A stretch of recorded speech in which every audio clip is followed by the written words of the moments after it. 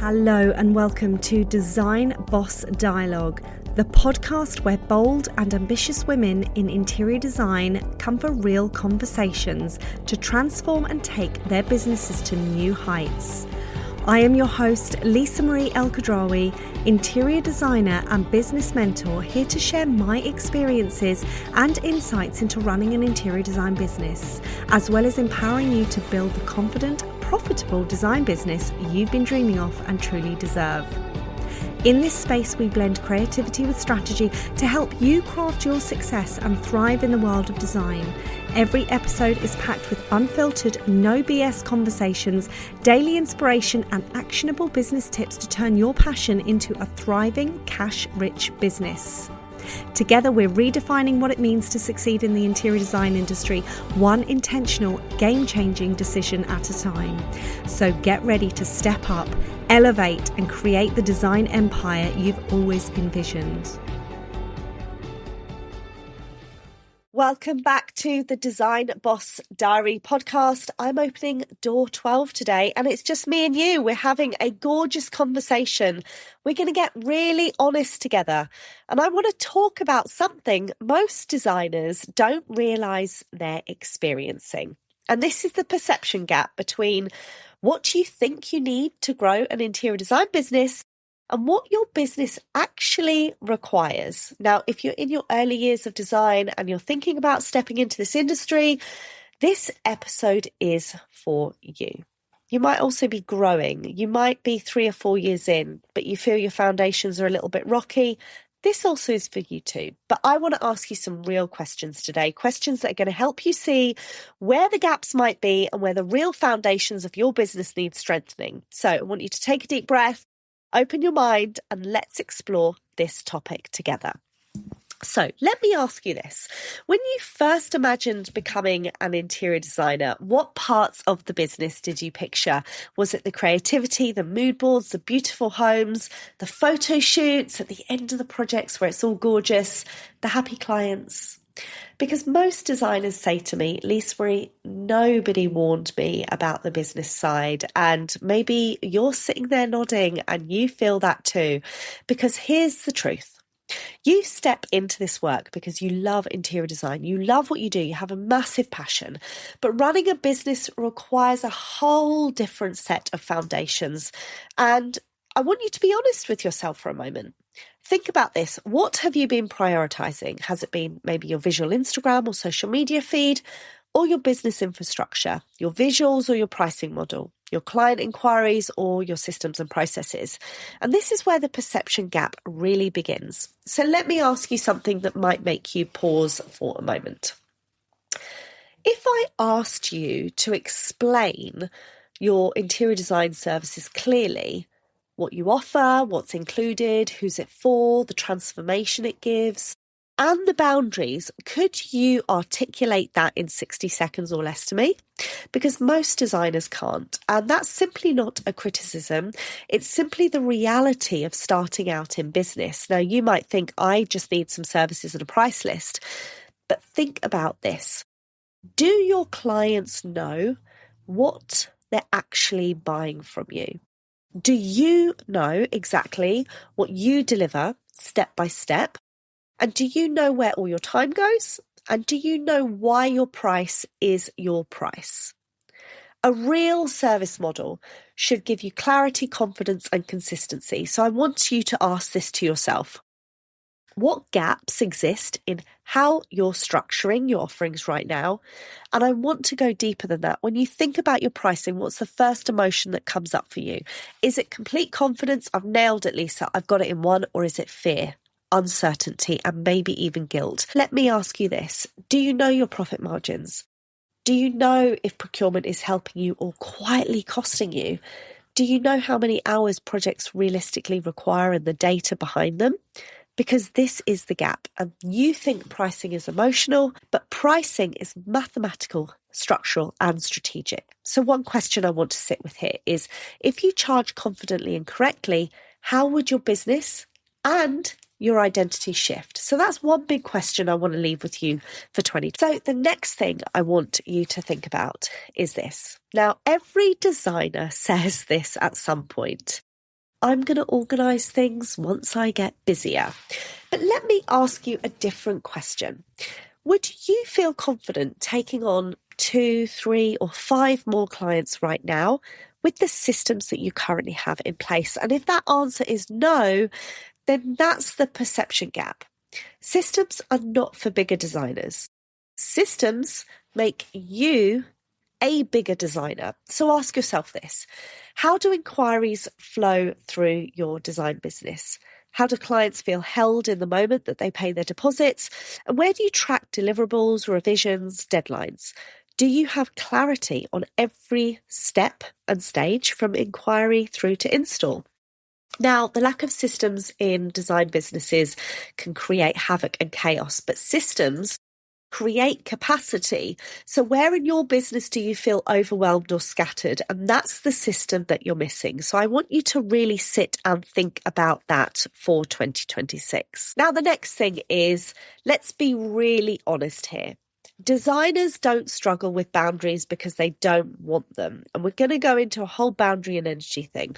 They struggle because they don't have the frameworks that make boundaries feel safe in their businesses. So I want to ask you this question. Where in your business do you feel resentment or frustration? Which clients drain you the most? Where do you feel like you've been overgiving? And where do things feel unclear or even uncomfortable? Now, every one of those answers is a point to a missing boundary. And boundaries aren't walls, they're clarity. Clarity in your contracts, clarity in communication, clarity in deliverables, clarity in timelines, clarity in what's included, and also what's not included, by the way. So ask yourself this: what boundary needs strengthening before your next client walks through the door? And this could be an audit of your design company, maybe over Christmas and New Year's or the beginning of January, so that you belt and brace your business for 20. Now I'm going to talk about energetics, and this is a real big one. Designers often say to me, when I feel more confident, I'm going to raise my prices. I've heard this so many times. When I have more experience, I'm going to show up online more. When I get more clients, I'll take the business seriously. But what if the opposite is true? Now, what if your business is waiting for you to step up first? So let me ask you this question. Who do you believe you are as a designer? Sit with that for a moment. What identity are you currently leading from? And what identity do you need to step into for the business to grow? What version of you does your next level require? And your business won't expand beyond your identity. This foundation is invisible, but this is absolutely everything that you need. So sit with all of that and really think about that for a moment. The next thing I want you to think about is marketing beyond pretty pictures. Now, let's be honest. When you think about marketing, do you think about posting? Because posting is not marketing. So let me ask you this. What does your audience understand about how you work? Do they know your processes? Do they know your values? Do they know your expertise? Do they feel connected to you as a designer? Marketing is clarity. Marketing is telling the story of your value, and marketing is educating people on why you're the right choice for them to hire you. So let me ask you this. Is your marketing creating demand or simply filling a feed? Sit with that and let me know how you get on. Okay, so if you look at everything we've covered, your service structure, your pricing, your systems, your boundaries, your identity, your marketing, which area feels like the biggest gap for you right now out of the questions that I have just asked you? Maybe just choose one or two, because awareness is the beginning of your alignment in your business. Foundations aren't meant to be glamorous. They're not the part you post on Instagram all the time, but they're the part that makes everything possible to run a sustainable, successful interior design business. Your business gets easier when your foundations get stronger.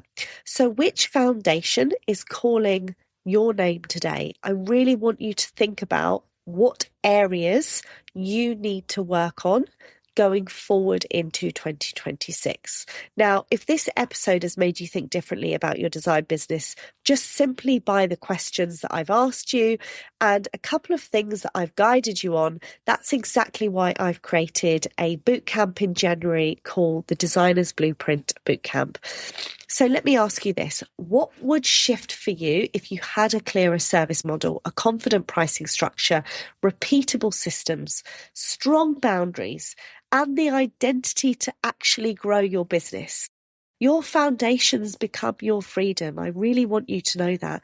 And if you know deep down that you're ready to build a business properly with strong foundations, then I would love to welcome you inside my Designer's Blueprint Bootcamp, which is starting on the 19th of January. You're going to get to experience what it's like working with me for 5 days for free. There's also a VIP upgrade if you want one, but this is a 5-day bootcamp where we dive deep into areas that you feel you need to strengthen your interior design business, or simply you might be at the start of your journey or wanting to launch an interior design company in 2026. And you might think, do you know what? I'm going to go in to learn about what foundations I actually need. So if this resonates with you and you want to join our bootcamp, then head to the show notes where you can find all of the details. And I hope you've enjoyed today's episode. I really wanted it to be a raw and real one that actually pricks your ears up and gets you thinking about what you need to work on in your interior design business in 2026.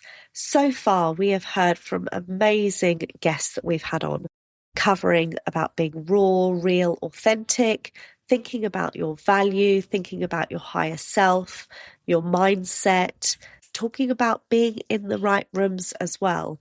And there are so many more podcasts coming from tomorrow all the way up to the end of December, which I know you're going to love.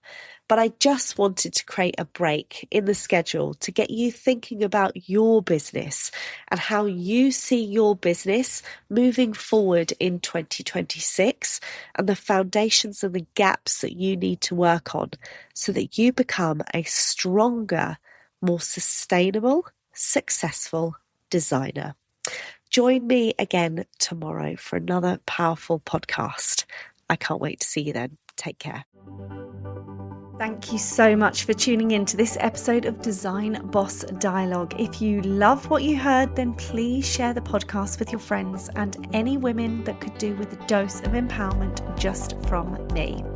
I would love to hear your thoughts around today's podcast with your key takeaways and wins, because your feedback means everything to me. Also, don't forget to leave a review as well as hit that follow button so you never miss out on any inspiring conversations with me or any other trailblazing women I have on. Stay tuned for more exciting episodes, and remember, unleashing your inner design power and unlocking your true potential is only a click away. See you next time.